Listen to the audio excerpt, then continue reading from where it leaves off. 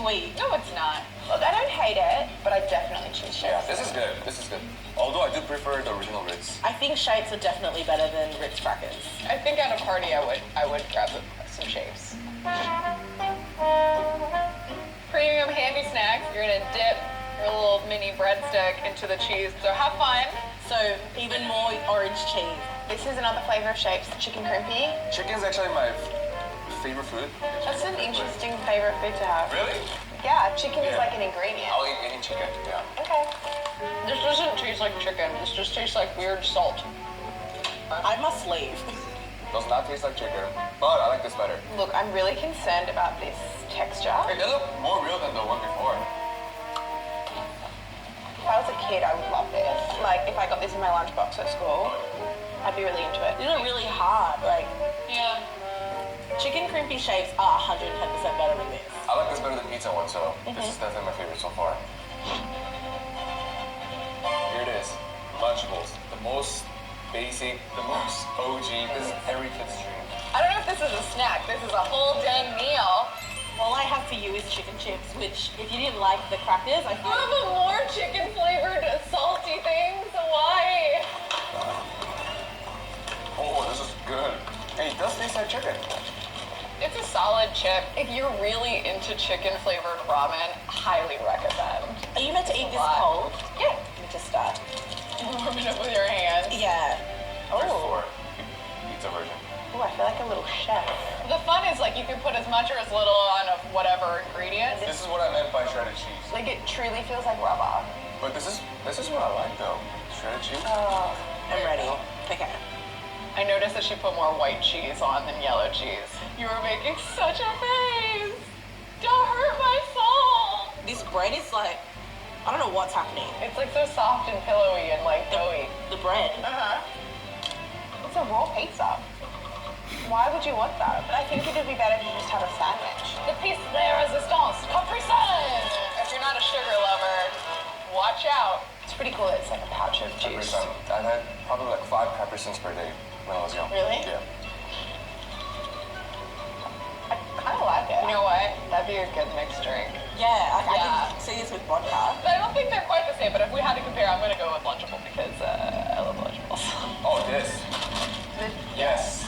Good job, Smith. Yeah. I think I'm also going to say Lunchables win, just because you get a drink, a dessert, and you get to make your own food. Whereas this is just like you're eating chips. Yeah. Twizzlers. Iconic, classic. You can get it with your popcorn at the movies. Well, on the flip side, this is like my favorite lolly that we have in Australia. These are raspberry flavored, so I feel like raspberry is just that fruit that's like, It's a little better, yeah. Yeah. I'm a raspberry. This looks like fake candy. That doesn't look like it should be consumed by a human. This doesn't taste like anything. they have like the faintest flavor of strawberry, but like, Yeah. it's just like you're eating like plastic. I would assume Twizzlers are red flavored. This kind of tastes the same as that one. That has flavor though. Eat one of those and then tell me that again. Oh, never mind. Thank you. Why is it so hard to chew? You do have to work that hard for every single gummy piece? Oh god, no. If people like this, people like this. No, I would say Twizzlers.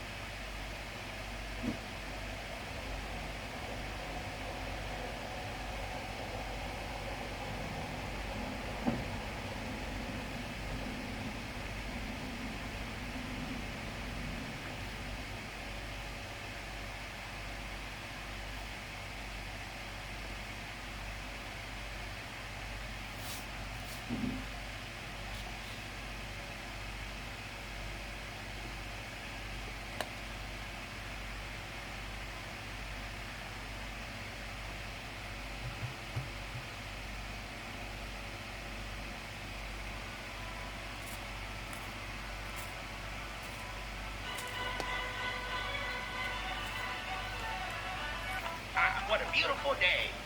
Oh, howdy, neighbor.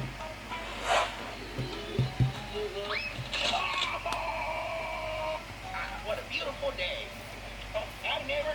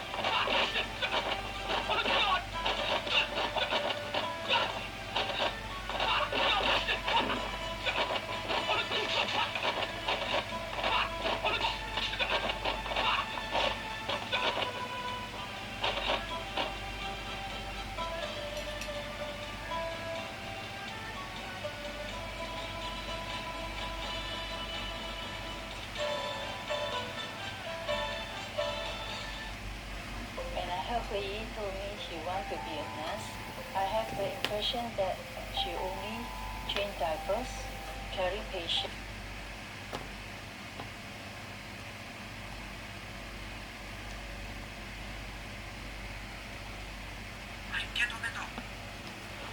This video is made possible by Dashlane. Download Dashlane for free if you never want to forget another password again at the link in the description. Aomori, Japan, 1936. Prisoner Yoshie Shiratori had had enough. He was forced to confess to a murder he did not commit. Falsely imprisoned in Aomori prison. Beaten and tortured every night by prison guards. And, now worse, prosecutors were seeking the death penalty. In his mind, it was time to go.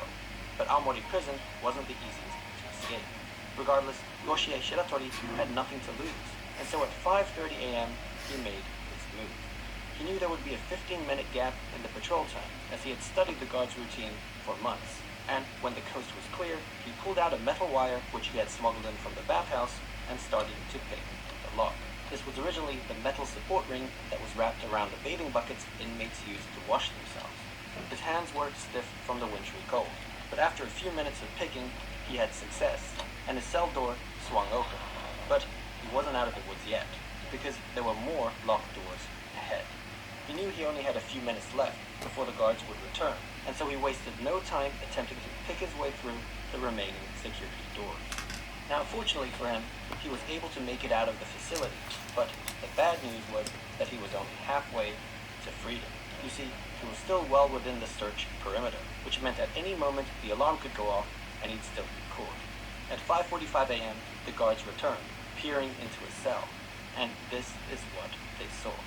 Shiratori sound asleep in his futon bed. But of course, what they didn't realize was that they were looking at something else. A pile of loose floorboards underneath his duvet designed to trick them. It wasn't until the next morning that they finally discovered the truth and the alarm was sounded. But by then, Shiratori was long gone. Now, he had escaped, but if you've watched any of our previous videos, you'll know that things aren't always as they seem. In fact, for Yoshie Shiratori, aka the prison break magician, this was only the beginning. 3 days later, he was caught trying to steal supplies from a hospital, and just like that, he was back in the slammer. But this time, for his escape attempt, he was sentenced to life in prison. He would never be with his family again, his wife and his daughter, and all the months of planning had led to just 3 days of freedom.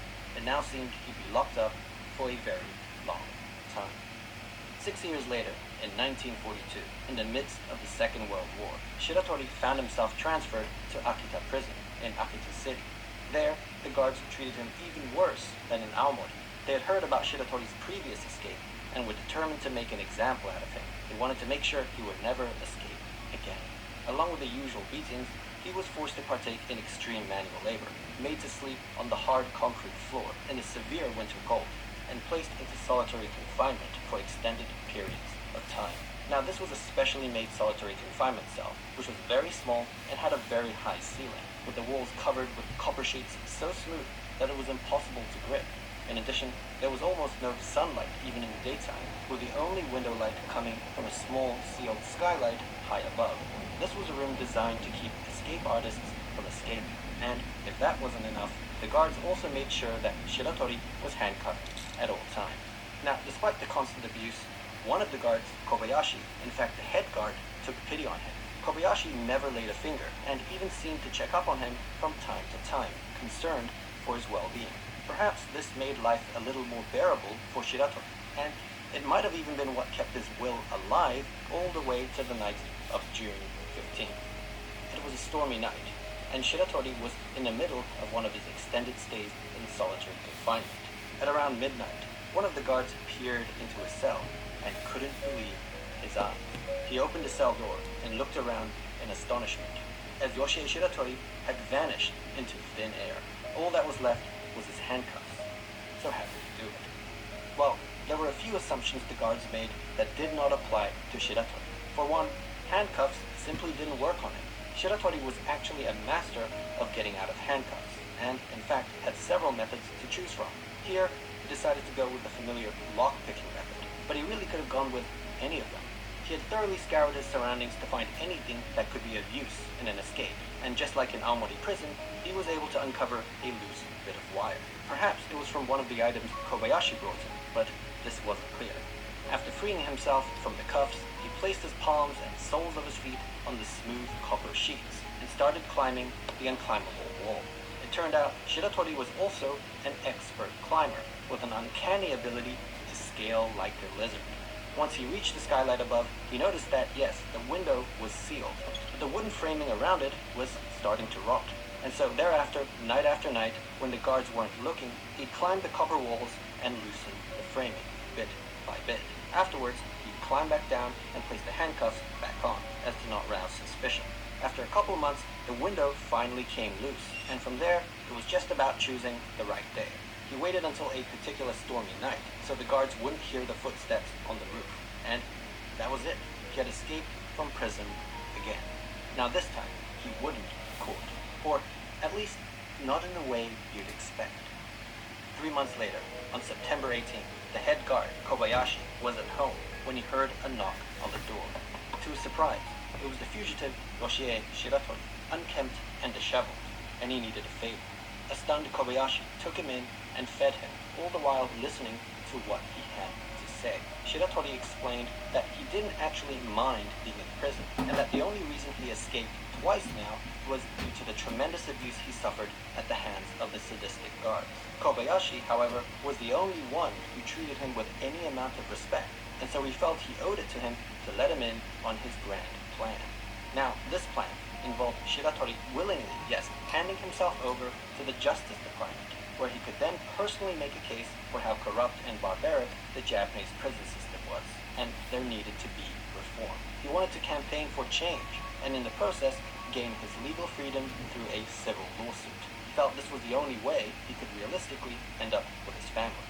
This, of course, was a super ambitious plan, and as a fugitive on the run, he was well aware of that, which is why he needed Kobayashi, the well-respected head guard of Akita prison, to vouch for him, to strengthen his credibility. As the only guard who ever treated him right, he had a feeling Kobayashi would do the right thing. Minutes later, while Shiratori was in the toilet, Kobayashi called the police. Maybe not a great plan. Just like that, Shiratori was back in prison, and this time, he vowed never to trust an officer of the law again. For the second escape, the courthouse added 3 more years to his life sentence. Now, Shiratori requested to be sent to a Tokyo prison, where the weather was warmer, as he couldn't stand the cold in the northern prisons. His previous stints had weakened him severely, but he was denied his request. Instead, the judge sentenced him to the infamous Abashiri prison in Hokkaido, the northernmost prison in Japan. No man had ever escaped from this wintry hellhole of a prison. It was now 1943, and the cold was unbearable in Abashiri, as the temperature in the cells was below freezing point. Whenever inmates received their prison food, the miso soup and soy sauce would often freeze up. In this temperature, a handcuffed Shiratori was thrown into an open cell in summer clothing, and he immediately felt the paralyzing sting of cold air. Perhaps in a fit of desperation, he tried to force himself past the guards, but they were able to push him back and beat him down. An enraged and defiant Shiratori stood back up and vowed that he would escape from Abashiri prison, like he's always done, and that there was nothing they could do about it. In fact, he claimed there was little point even putting handcuffs on him, as he'd always find a way to break free. If not by lockpicking, then, well, this. He then proceeded to rip apart the chain of his handcuffs, to the horror of the guards. It turned out Shiratori had another special ability. Aside from his outstanding climbing abilities, he also possessed incredible strength, almost superhuman strength. Back in Akita prison, he could have broken free of the cuffs the physical way if he didn't have to put them back on. Now, this was impressive, but it wasn't so smart to lay his cards on the table like that, as the guards were starting to build an escape profile on him. They knew he had lockpicking abilities, lizard-like climbing abilities, and now almost superhuman strength. And so they set out to devise the ultimate escape-proof cell, one that was sure to be Shiratori-proof. And they came up with this. The new cell had steel fixtures with a low chance of rot. Any openings, even the bars removed, were made smaller than his body, meaning there was no way he could physically fit through. He had specially made solid iron handcuffs that tied his hands behind his back, and leg cuffs that made him barely able to stand.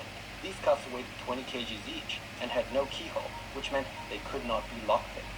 And the only way they could be removed was by two metalwork specialists who would come once every few weeks to remove them in an arduous 2-hour process. It was at this point, and only this point, that he could even take a bath. And he certainly needed one, as weeks of being shackled up with no movement meant his cuff wounds were infested with maggots. On top of that, and as cold as it had already been, it wasn't even peak winter yet. Any strength he would have left would surely be nullified by the upcoming freeze.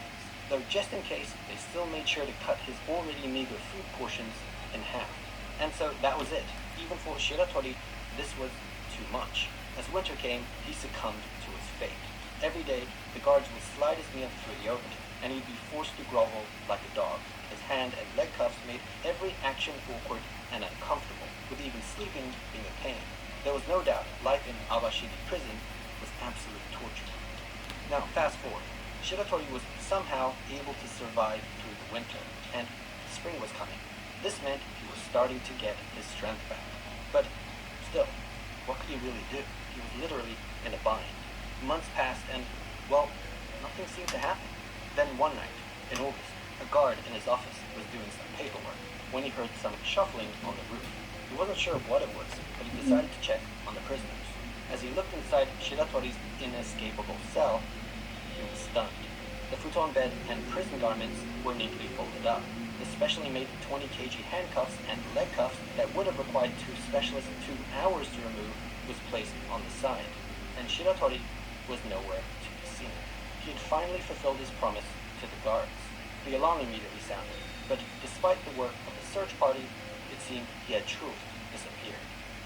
But how on earth did this happen? How did he escape from the fortress that was Awashiri prison? Well, preparation had started 6 months earlier. At the time, he didn't have the strength or stamina to mount any sort of escape, not to mention the restraints he was in. But one thing he did have was time and patience. Every day, the guards would slide his meal through, and while he struggled to eat his food off the floor, he always made sure to save a little bit of the miso soup in the corner. You see, every night, he would hobble awkwardly to the inspection window and splash a little of it on the steel frame. He would also dab some on his handcuffs and leg cuffs. Now, his intention was for the salt content of the miso soup to oxidize the screws and bolts, eventually corroding and loosening it. After a month, this technique of rusting through the iron actually worked, and the first screw came out. The next few months saw screws and bolts coming loose, assisted by the use of the first screw as a sort of screwdriver. By the end of spring, he was able to fully remove his handcuffs and leg cuffs, as well as the steel frame of the inspection window. But there was a problem. The size of the opening was smaller than his body, which meant he couldn't fit through, a contingency thought out by the guards. What they didn't account for, though, was Shiratori's fourth ability, which involved being able to dislocate his joints at will. With this, he was now able to slide through the opening like a caterpillar. This repertoire of skills thus surely making him an honorary member of the X-Men. With that, he climbed through a broken window in the roof and vanished. Impressively, Shiratori had now escaped from 3 prisons, as well as being the only man to ever escape Awashiri prison. Now, good on him for escaping, but this was northern Hokkaido, and the only direction he could have gone to was the cold, snowy mountains.